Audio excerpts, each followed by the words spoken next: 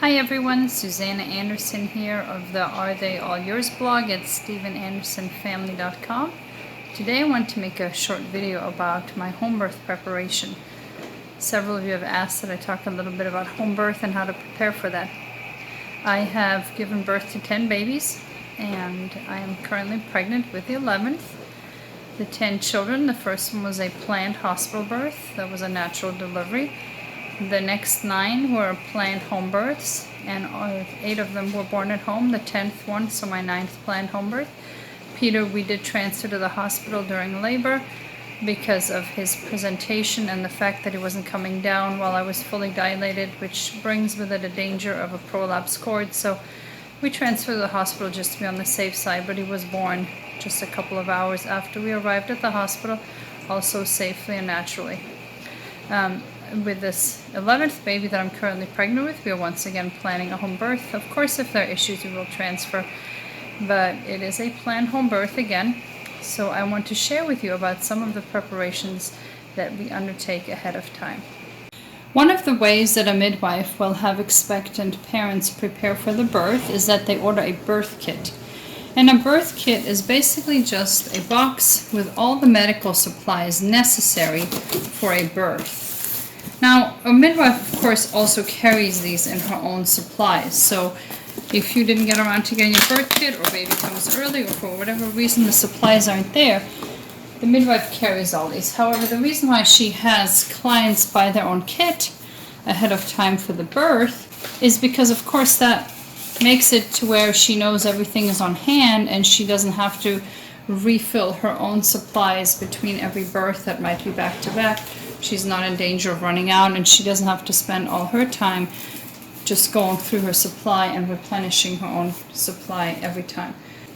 My birth kit is ordered from a website called Birth with Love, and I don't actually have to go through and find all the items. My midwife has registered under her name a supply list of what she likes to have on hand for birth, so I just order the supply kit from my midwife, and then I can add items if I want to. So let's take a look in here. I'm going to warn you right now, guys, this is not a video for you. This is birth stuff, and if you get squeamish at the sight of female-related objects, this is your time to tune out. Alright, so here we have, oh joy, underpads for the bed, because there's a lot of blood involved in giving birth. So these go on the bed both before birth to absorb the blood, but also afterward for mom when she stays in bed. This is just a little plastic thing to make herbs in and to store the supplies in during the birth. A receiving blanket for the baby. I have several of these.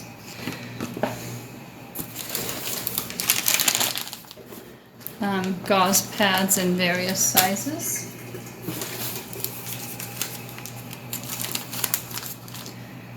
And gloves. And small gloves. The scissors for cutting the cord.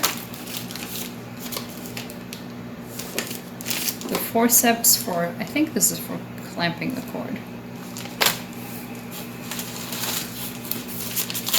A lot more gloves. A little bottle of hydrogen peroxide to take all the blood stains out of the laundry. This is a footprint kit, so there's like an ink pad in here for making the baby's footprints. A digital thermometer.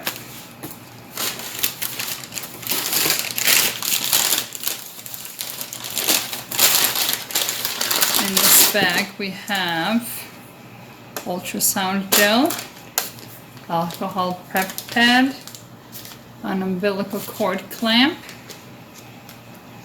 some Lancino for breastfeeding, a sanitary wipe, a little bit of Hibic cleanse for the midwife, and I don't know what this is. This is a new one. Polysorb braided. Oh, this is for sutures. Okay. So I'm guessing this is the thread for sutures if stitches are necessary. It's a little suture kit. I have not needed stitches since my first birth, and that was an episiotomy that the OB gave me that was unnecessary, so then she had to suture it afterward. But since then I've not had tearing and not needed sutures. Some medium-sized gloves, a syringe. I'm not sure what this might come in handy for. I think the only time I've needed a syringe in labor was for a postpartum admission of Pitocin, postpartum, for hemorrhaging. A bag with the herbs for the sitz bath that my midwife makes.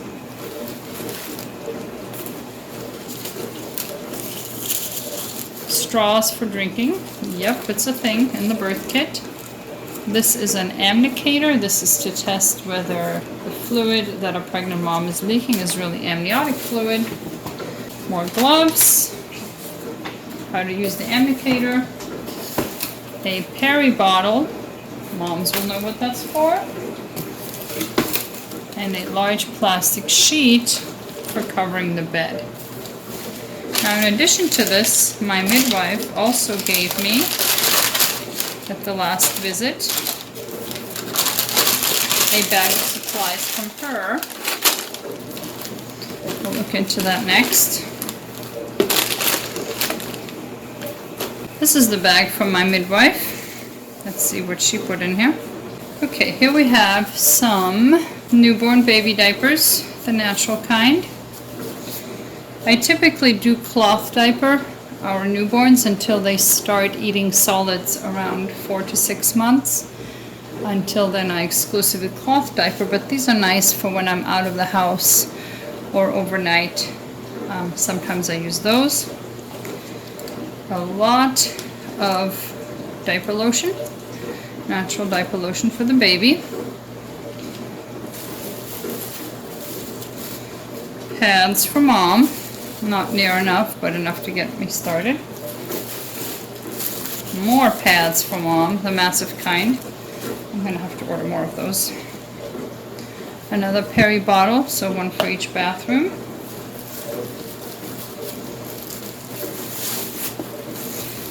More of these big pads. These postpartum pads are really quite something. Oh, and here we have the loveliest item of them all. The mesh underwear. Yay. So this is nice because you can just toss them when you're done with them, because giving birth involves a whole lot of blood, sweat, and tears. It really does. So this helps make that a little bit more manageable. So these things are going to stay in this bag here. These are just some of the items. I am going to order a bigger supply of the postpartum pads, and of course the diapers I need to get ready myself. But this gives you an idea of what is included typically in a birth kit. Now, as far as location in your house for the home birth, you want to pick something that's private, comfortable, cozy, but where you have access to all the things that you might need in labor.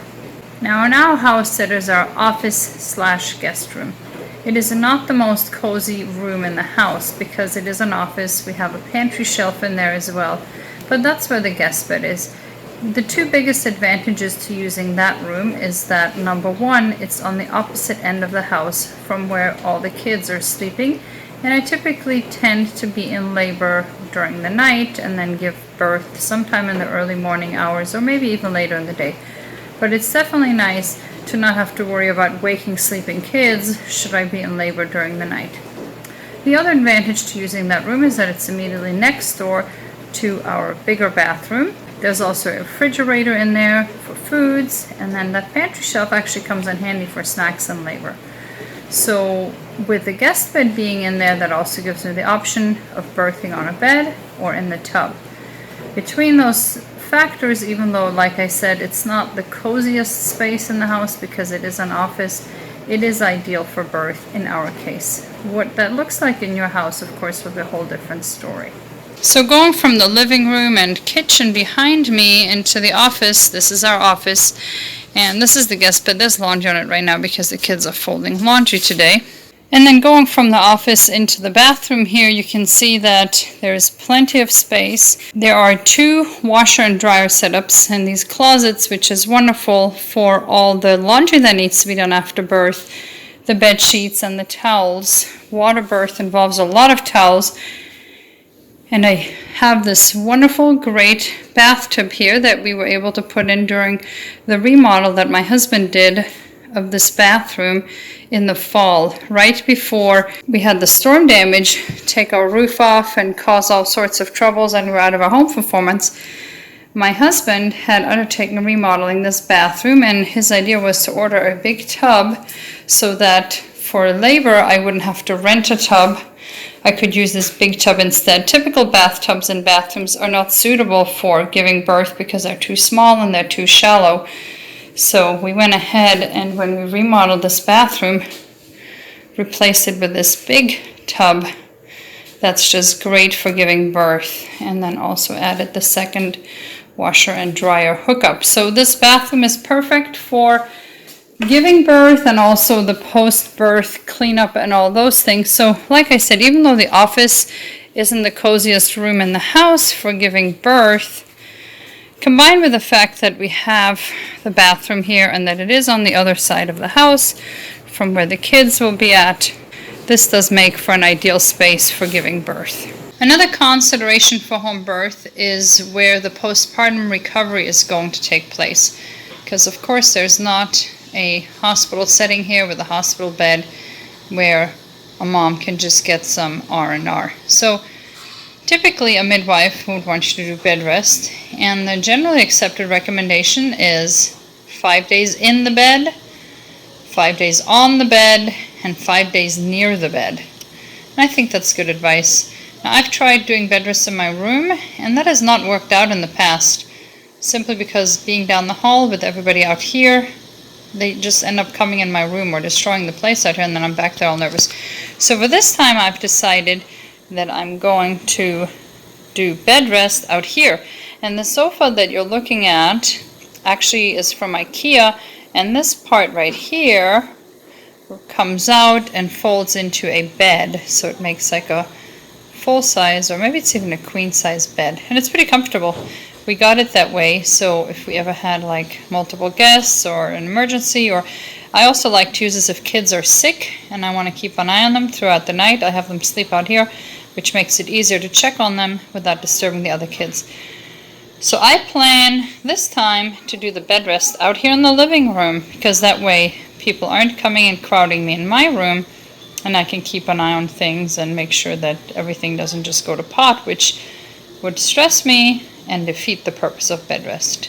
People have often asked me about unassisted home birth and what my thoughts are on that. Personally, I have never attempted an unassisted home birth. I would never consider attempting an unassisted home birth, and I would greatly discourage anybody thinking about that from attempting an unassisted home birth. And the reason for that is simply that I do not think it is safe. Now, granted, even unassisted home births are going to go well the majority of the time, simply because birth is designed to go well the majority of the time. So unless you are just grossly negligent and interfering with the birth process, or just have really bad health and are just not responsible at all, which is not the typical home birth parent, otherwise they wouldn't be home birthing, then of course chances are that things are going to go right and everything will be fine. However, the fact that nothing went wrong is not a validation that it must be a good choice. There are countless things that you can attempt and nothing happens doesn't mean it's a safe thing to do. And most people don't give birth more than, say, a dozen times in their lifetime. So for something to end well a dozen times, even if it carries a high risk, and of course most people give birth way less than that, doesn't mean it's safe. The biblical model is using a midwife, and the Bible speaks very well of midwives. And the role of a midwife at a birth is to simply be there as an outside observer who is not absorbed in the birth the way the mother and the father are, and who can, with a cool head and calmly, make right decisions. So her role is twofold. Number one, she is kind of like a lifeguard at the beach. Doesn't mean people are drowning every day, but the lifeguard is there just to help should something go wrong. And like I said, the majority of the time, nothing is going to go wrong, but it's better to have her there and not need her than to need her and not have her there. So she's there, number one, as a lifeguard, but the other role that a midwife fulfills is that she's there simply to reassure the mom. Because when you're in labor, you often might feel like you're dying or that you simply cannot go on, or you might not know, is this normal, is this fine, is this safe? And she's there to reassure you and tell you, no, you're fine, you don't need a transfer, everything's good. So the midwife has both of those important functions. I think part of the anxiety of having a midwife there is that there are a lot of bad midwives out there. And that is something else that when you're preparing for birth, you want to pick a midwife that is knowledgeable and that can handle an emergency. Because unfortunately, too many midwives are of the kind where they are just there to observe the births that would have gone well with them there or not there. Because like I said, probably 97% of births would go well without anybody in attendance in any case. So it comes down to that 3 to 5% of complications. How does the midwife handle that?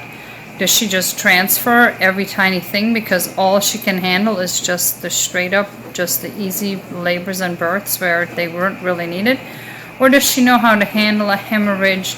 Or does she know how to respond if something critically goes wrong? So that's part of the preparation for birth, is finding a good midwife. And there are many criteria that go into that. I have an extensive blog post on my blog on how to find a good midwife, and I'm going to put the link to that blog post in the description of this video. So personally, I do not recommend having an unassisted home birth. I am very much in favor of having a professional, well-chosen midwife there. I hope this video has given you some insight of what goes into home birth planning. If you have any specific questions, you can leave them in the comments below. Thank you for watching. Bye.